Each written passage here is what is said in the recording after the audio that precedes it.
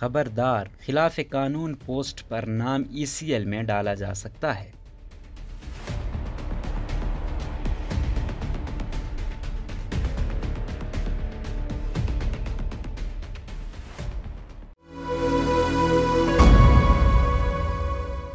FIA ने खबरदार किया है कि सोशल मीडिया पर कोई पोस्ट काबिल एतराज़ और बाग़ियाना नहीं होनी चाहिए। तारकीन वतन कानून की खिलाफ वर्जी करते हैं तो उनके नाम ECL पर रखे जा सकते हैं। FIA की जानिब से जारी एलामिये में कहा गया है कि तारकीन वतन पीका 2016 एक्ट का मुतालिया करें। पाकिस्तान या दूसरे मुल्क में रहने वाले पाकिस्तानियों को जाली खबरों की बुनियाद पर बदनाम नहीं किया जा सकता। जाली खबरों की बुनियाद पर बदनाम करने की कोशिशें पाकिस्तानी कवानीन के मुताबिक जुर्म है। FIA ने कहा है कि तारकीन वतन कानून की खिलाफ वर्जी करते हैं तो उनके नाम ECL पर रखे जा सकते हैं। कानून के पाबंद शहरियों को परेशान होने की ज़रूरत नहीं।